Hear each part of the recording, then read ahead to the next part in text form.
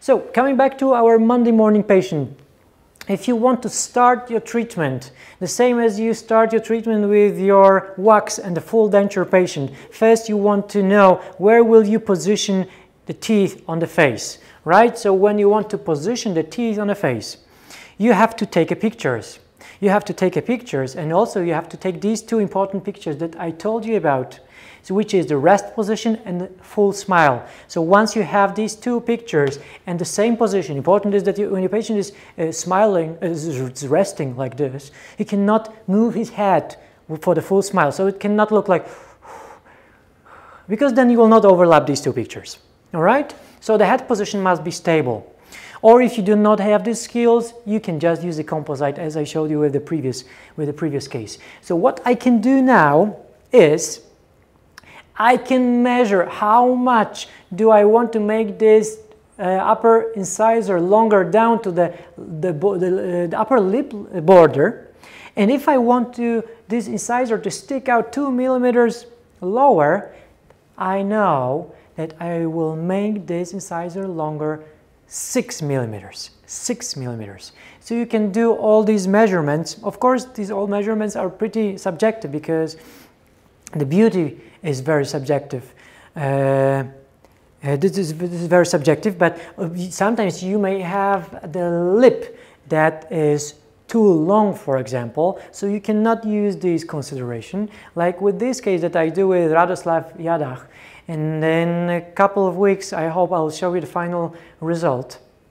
So what we did in here, it was a lip lift. First I heard about it from Kyle Stanley, my friend from the United States. It was a lip factor. So then when I saw this patient with such a long lip and with almost no red part of this lip visible, I knew that this is the case. So what we did was the lip lift, also to create bigger exposure of the upper lip, of the teeth and the upper teeth at rest. So we'll get to this case probably soon. So once you do all these lines, the eye line, the symmetry line, and so on, I finally may get rid of the rest position. I do not need it anymore. I need a rest position for the soft tissues and also for the symmetry line, but this is not the subject for now.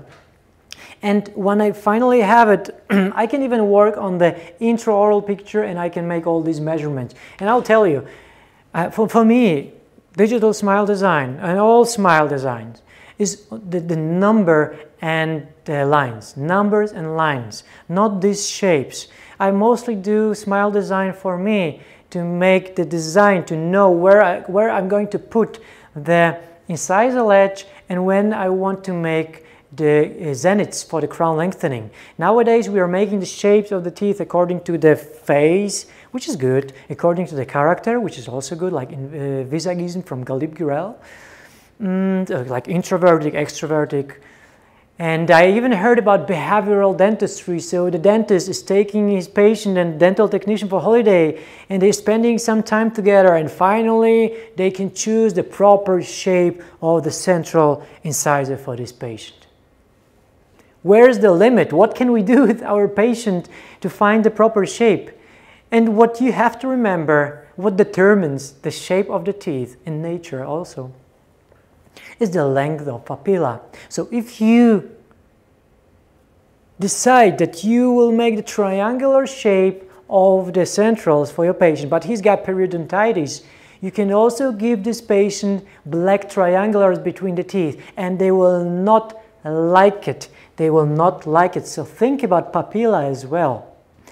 So after we do this digital smile design and we know the length of the incisor, you look at this picture, you look at this picture and you know straight away that this patient probably needs increasing vertical occlusal dimension.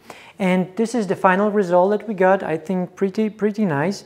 And that was the evolution of the papilla from the beginning to the middle stage to the final stage, and the arches were pretty wide, and I'm always happy about wide arches because it means that there is enough space for the tongue.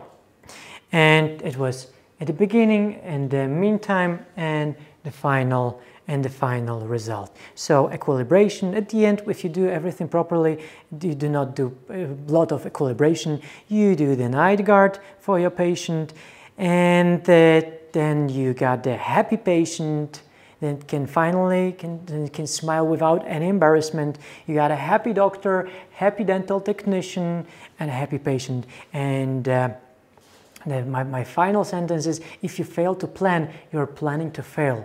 And it was Benjamin Franklin many years ago.